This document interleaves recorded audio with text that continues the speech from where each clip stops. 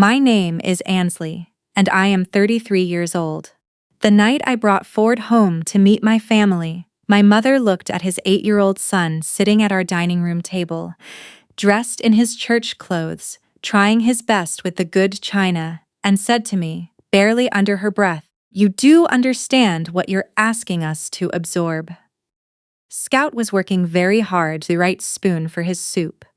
He had dressed himself without being asked, and my mother looked at that child like he was a problem someone had left on her doorstep. She gave me the choice later, in the kitchen, Ford and Scout, or her family, and then she reached for the thing she would use on me for the next 7 years. Think about your father, with his back the way it is. You'd really do this now? That was the first time I heard the phrase, with his back the way it is.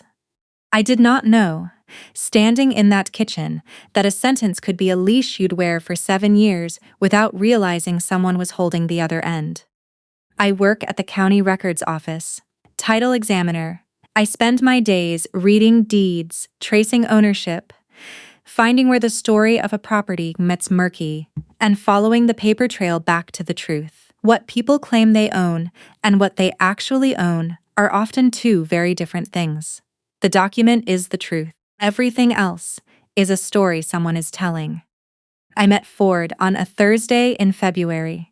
He had a ladder rack on his truck and 2 juice boxes in the cup holder, and he was at the records office because someone at City Hall had sent him to the wrong counter to pull an electrical permit. He wasn't angry about it. He was patient in the way that people are patient when they've learned it the hard way and know it's the only tool that works on bureaucracy. His son, Scout, was with him, sitting in the plastic chair by the window with a spiral notebook. He was 7, small for his age, with his father's same careful way of paying attention to things. While I pulled the perfect information, Scout held up the notebook without being asked. He had drawn the parking lot outside, every car, with little labels underneath. "That one's yours," he said, pointing at a green sedan with a parking sticker. "I can tell because you parked straight." I told him that was a very good parking lot. He considered this for a moment. "I know," he said. Ford apologized for him. I told him not to. "I want you to remember that notebook because it matters later in a way I did not see coming." Scout's mother had left when he was 3. Ford never spoke about her with bitterness, which I noticed. He said she wasn't built for the life they had, and that he had decided early that Scout would never feel like the reason she'd gone. He was raising him in a small house near the power lines he worked on for a living, and he was doing it alone, with a patience I recognized as the real thing and not performance. I fell for Scout first. That's the honest version. He tested adults the way children test people they're afraid to trust. When I came over, he would find a reason to leave the room and come back, checking whether I was still there. I didn't know about the system at the time. I just kept showing up. The night I brought them to meet my family, I had delayed it for months. I told myself my mother Miriam and my sister Sabrina would see Ford clearly. Steady, honest, good, and that they'd see Scout and the warmth would take over. I had convinced myself of something I already knew wasn't true. That's its own kind of lying. My mother asked Ford 3 questions about his work and made each one sound like a consultation with a doctor delivering news nobody wanted. My sister Sabrina sat across the table watching me with an expression I couldn't place then and understand completely now. My father, Gene, talked to Scout about baseball, which was the only genuinely warm thing that happened all evening, and which I have held on to ever since. I waited until after dinner to say we were getting married. My mother did not look at me. She looked at Scout. "You do understand what you're asking us to absorb," she said. Scout did not stop eating. But he slowed down. He was 8 years old and not stupid, and he understood the temperature of what had just been said, even if he didn't have a word for it yet. Later in the kitchen, my mother laid it out plainly. Ford and Scout, or her family. She was not cruel about it. That was somehow the worst part, how businesslike she was. And then she reached for the lever. Think about your father, with his back the way it is. I walked out that night, and I did not go home again. We married 4 months later in Ford's backyard on a Saturday in June, 17 people, and a cake that Millie Draper baked from scratch. Millie lived 3 houses down and had decided, without asking permission, that she was part of our household. She was 71, retired, and she had appeared at our door the week we moved in with a casserole and the information that she intended to attend Scouts baseball games. She did not phrase it as an offer. She phrased it as a fact. Ford wore the same blazer he'd worn to his sister's wedding. Scout threw flower petals with the concentration of a field surgeon. Before the ceremony, Ford said something I have never forgotten. If your mother ever comes around, we open the door. I'm not going to be the reason you lost them. He meant it. For 7 years he kept that door unlocked even when I wanted to deadbolt it. I mailed my mother an invitation. 2 weeks later it came back, my name crossed out in her handwriting, stamped return to sender, no note. I kept it, slid it into the folder I had started for exactly this kind of documentation, because that is how I protect myself against a story being written without my input. Then the phone calls started, and they were not for me. A cousin called to say he was praying for my dad.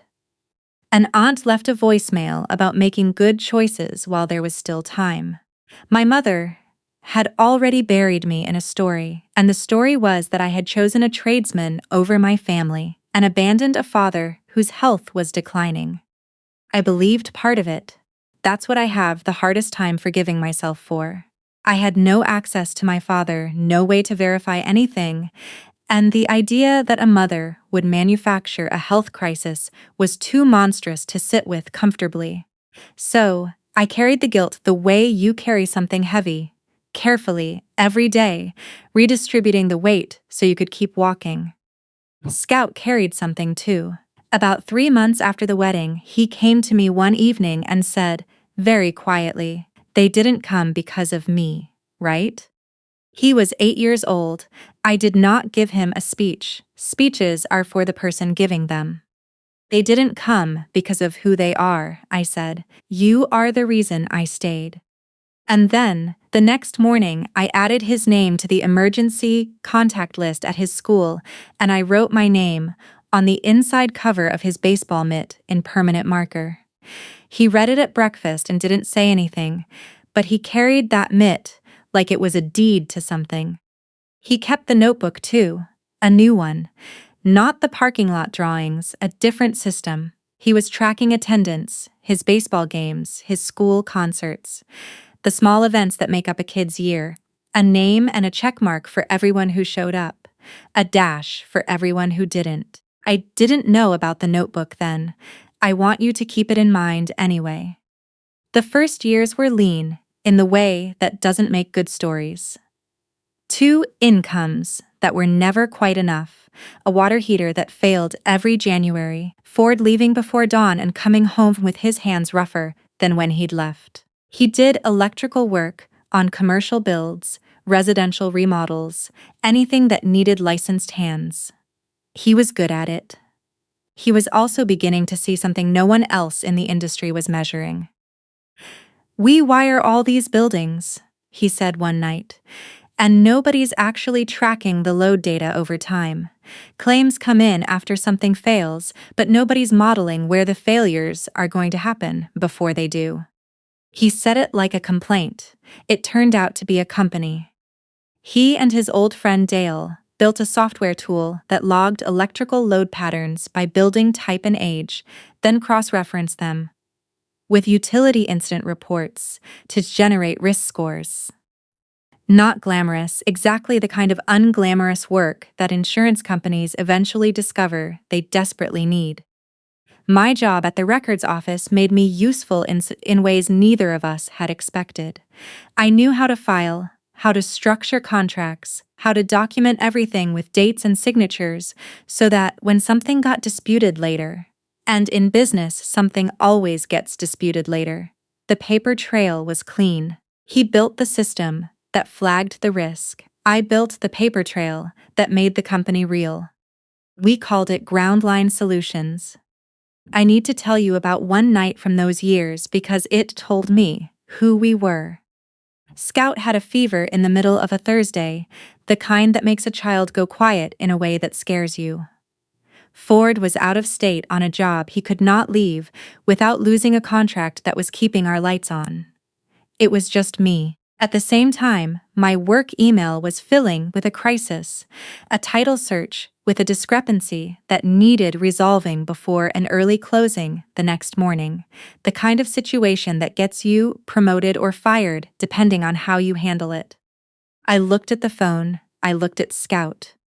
I turned the phone, face down, and sat on the floor next to his bed with a bowl of cool water and a cloth until the fever broke near 4 in the morning. I took the professional hit for the missed deadline. It was not a small one. 2 days later, Scout looked at me from across the kitchen table and said, "You stayed the whole night." Not a thank you. More like a verdict. He had been running his tests since the day we met, and the results had just come in. For 7 years, the exclusions arrived on a schedule. Every holiday I sent a card. Every card came back. In the years when Scout wanted to send cards to my mother and Sabrina, I let him, and those came back too. A child's Christmas card, his handwriting, returned to sender, as if the post office had decided it wasn't worth opening. I have a rubber band around the whole stack. The worst thing was my grandmother's funeral. She died when Scout was 10, and I found out 4 days after the service from a cousin who assumed I had been notified. I hadn't been. My mother had left my name off the list the way you leave a line off an invoice when the account is closed. In the photos from that day, Sabrina was in the front row holding the seat that would have been mine. I understood then that I was not a person who had been wronged. I was a line item that had been quietly deleted. There was a moment about 4 years in when something slipped. An aunt called to catch up and mentioned, casually, that my father had played 9 holes at Coral Ridge the previous Sunday and shot better than he had in years. Then she caught herself. A man with a serious spinal condition requiring specialist care does not play 9 holes at anything.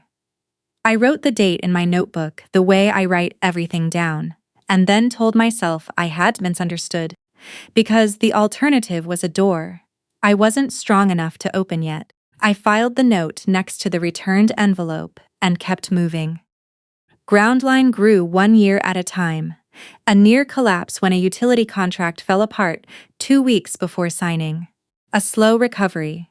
A fire season that made every property insurer in 3 states suddenly desperate for exactly what Ford had built. By 2025, Groundline had 30 employees and a reputation that had outgrown the company. An acquisition offer came from a regional infrastructure firm. $2.8 million for a controlling stake. The local business journal ran 4 paragraphs about it. We were not rich. I want to be clear about the distance between what that number said and what our actual life looked like. The acquisition was structured over 18 months. We still had a mortgage, and Ford still drove the same truck, because he said there was nothing wrong with it. What we had in the bank on the day the article ran was enough to cover about 6 months and not much more. But the headline said 2.8 million, and headlines are the only part some people read.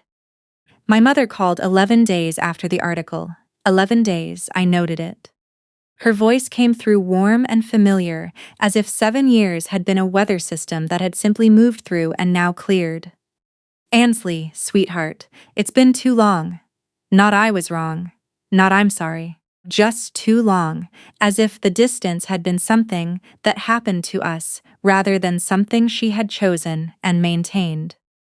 Sabrina texted within the hour, a string of childhood memories, inside jokes, the lake house our grandparents had owned, and woven through all of it, subtle at first, then less so, questions about what family owed each other and how she'd always known Ansley would do something remarkable. And had I given any thought to how the people who raised me fit into this new chapter? I had seen this script before. 3 years earlier, when Groundline got its first real press mention, Sabrina had reached out then too.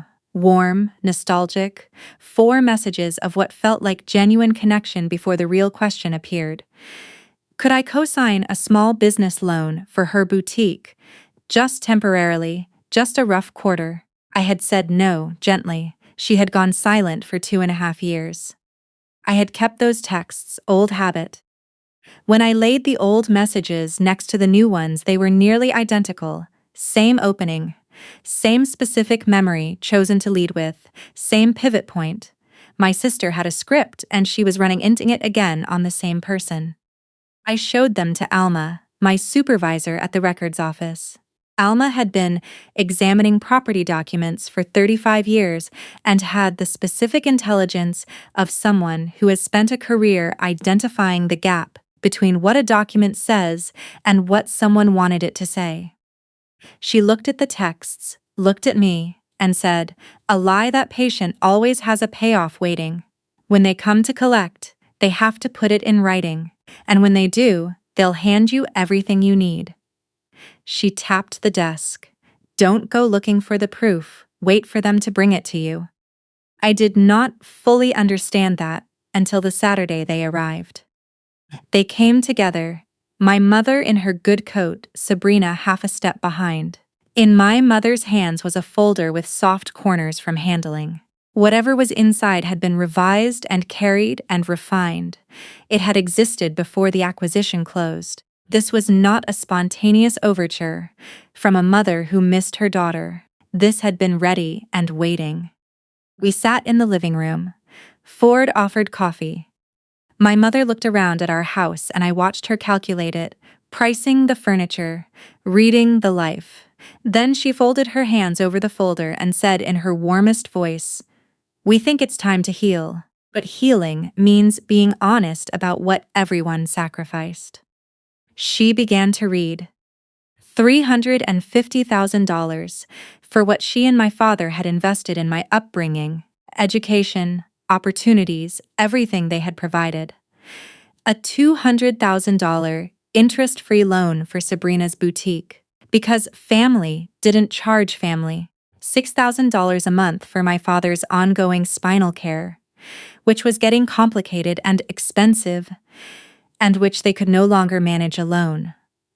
A position at Groundline for Sabrina in client relations because she had business connections that would benefit us, and a letter to be shared with the extended family, confirming that Ansley had come home, that the distance was behind us, that we were whole again. Ford picked up the folder. He read it the way he reads everything, looking for the load-bearing element, the thing the whole structure depends on. His eyes moved down the page, and then stopped, and then went back up to one line, and a small smile crossed the corner of his mouth. Not a cruel smile. The specific expression of a man who has just watched someone hand him the exact thing he could not have gotten any other way. "Convenient," he said quietly. He set the folder down. $6,000 a month for a man I have a photograph of on the 9th hole at Coral Ridge 11 days ago. My mother's face changed, just slightly, the way a face changes when something underneath shifts. Ford said it plainly, without anger. "You've spent 7 years telling everyone she walked out on a father who needed her. You just handed me an invoice for his ongoing care.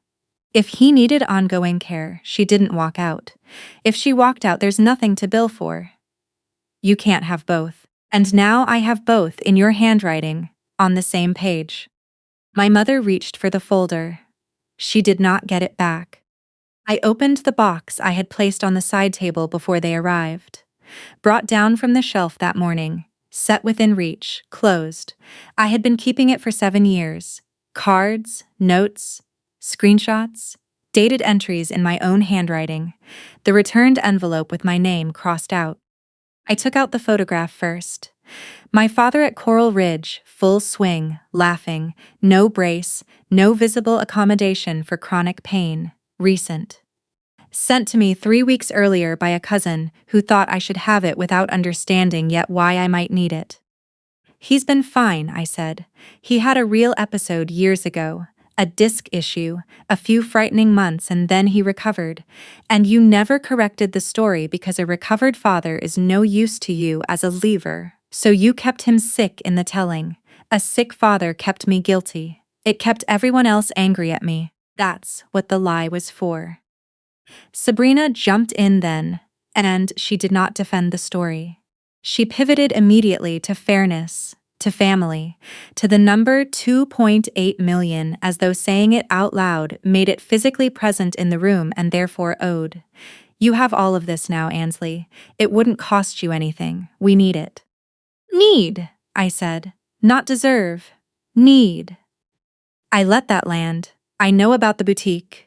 I know about the loan she couldn't repay. I know about the missed rent on the retail space. This was never a mother missing her daughter. This is a family that needs a rescue and decided to dress it as reconciliation. I took out my phone. I found the texts from 3 years ago. The warm opening, the childhood memory, the pivot 4 messages into the cosign request. I read them aloud. Then I read the new ones. Side by side, they were close enough to identical that Sabrina went very still. You have a script, I said. You ran it on me 3 years ago to cosign your way out of a hole, and you're running it again. The wording is almost the same. The memory you led with is the same one. The pivot lands in the same place. I looked at my mother, and the list you're holding includes a letter where I announce I came home. For 7 years, the family story is that I abandoned everyone. Now you want me to pay you for raising me, fund my sister's failing business, and stand in front of everyone and say I returned. I pointed at item 5 on the page. You wrote both of those things on the same document. A lawyer only needs the document. My mother's mouth opened and closed. She had been the author of every story for so long that being handed her own contradictions in her own handwriting was genuinely disorienting. Then the front door opened. My father walked in on his own. He had been in the car. My mother had brought him along the way. You bring a prop, a frail figure waiting at the curb to give weight to her case. But he had gotten out. He had walked up the path. He had opened the door himself, on his own 2 feet, his color good, no hesitation in the way he moved. He looked at the folder on the coffee table. He looked at me. My mother said his name, once like a warning. He didn't look at her. He looked at his hands and then at me and said, I shot a 94 last week. My back has been fine for going on 3 years. A pause. She kept me sick in the telling. I let her. That was all he managed in that moment. But it was more than he had given me in 7 years, and it landed the way weather breaks, sudden and total and irreversible. There was nothing left to demand after that. You cannot bill someone for abandonment and for ongoing care simultaneously. You cannot bring a man as evidence of fragility and have him walk in under his own power and testify against the document. The list had contradicted itself, and the prop had contradicted the list. And my mother sat in my living room, holding a folder that had just become evidence of its own dishonesty. I made the decisions out loud. Because I had spent 7 years letting other people narrate me, and I was finished with that. No $350,000. My upbringing was not a transaction, and I was done letting it be framed as one. No loan for Sabrina. I was not the solution to a business problem she had been hiding for years. No position at Groundline for someone who had never once shown up to support it. The story my mother had been telling about me was to stop. Alma knew a family attorney. A letter was going out. And the letter, now that I had a typed list of demands in my mother's own handwriting that directly contradicted 7 years of documented lies, would have teeth. Not a lawsuit, not a courtroom. Just the simple documented fact that what she had constructed, Her standing in the family, in her church, in the careful community she had spent her life curating, would not survive the details becoming known. And they would become known unless she agreed to all of it and stopped. A response came back within 2 weeks, agreeing to every term. It was the most honest communication I had ever received from my mother, and it contained no warmth at all, which somehow made it easier to believe. My father asked to see me alone about 3 weeks later. We met at a diner halfway between our lives. He didn't order much. His hands stayed flat on the table the whole time, which I noticed because it was different. No folded napkin, no small gesture of polite withdrawal. "I let her keep you out," he said. "Not just at the start. Every year. Every card Scout sent that came back, I saw those. I said nothing. I told myself it wasn't my place to interfere in how she managed things, and I let that be enough for 7 years. That belongs to me. Not to her, to me." He didn't ask to be let back in as though nothing had happened. He didn't mention his age or make it about time running out. He named what he had done. Item by item, the way you read through a ledger you're finally ready to own. "I can forgive you," I told him. "That part is free. Trust is the expensive one, and you'll pay it slowly. I get to set the price." He nodded like a man who had expected exactly that and considered it fair. We started meeting for coffee once a month. Small. Either of us could walk away from it without drama. A narrow door, propped open just wide enough for one person, and closed to the two who had not earned their way back through it. Scout heard the outline of it, the parts a 13-year-old should know. He sat on the back steps one evening and didn't say much for a while. Then he went inside and came back with the notebook. Not the parking lot one, the attendance one. He had been keeping it since he was 8. Every game, every school concert, every small event that made up his year. A name and a checkmark for every person who showed up, a dash for every person who didn't. He handed it to me without a word. My name was on every page. Ford's name was on every page. Millie's name was on almost every page. My mother's name appeared nowhere in that notebook. Sabrina's name appeared nowhere. Not once in 5 years of careful, consistent record-keeping by a child who had figured out, at age 8, that the most reliable way to know who loved him was to track it the same way he tracked everything else. "You're on every page," he said, like it was the conclusion of a long experiment. Like the results were finally in and he was reading them aloud. I didn't make it weird, he didn't want me to. I held the notebook for a moment and handed it back, and he took it and went inside. That night we made dinner, all 3 of us in a kitchen too small for it. Ford burned the garlic. Scout narrated our failures like a sports commentator, covering a slow-motion disaster. Millie came over for the leftovers she pretended not to want. Nobody was keeping a ledger. Nobody was owed anything. It was loud and imperfect, and it was, by every measure that has ever mattered, a family at a table. People ask sometimes whether the money fixed things. It didn't. Ford still drives the same truck. I still work at the records office because I'm good at it and I like it. What fixed things was smaller and harder to put into words. It was a man who kept a door unlocked without ever pushing me through it. It was an older woman in the bleachers who showed up every single time as if she had been assigned to the job and took it seriously. It was a boy who kept an attendance notebook for 5 years because he had decided that the truest thing a person can do is show up, and the only honest way to know if someone loves you is to write it down and check. If any part of this reached you, if you are the person right now being told that the people you love are a complication you chose for yourself, that your worth is measured in what you can eventually be billed for, I want you to hear the one thing it took me 7 years to learn. You are allowed to close the door.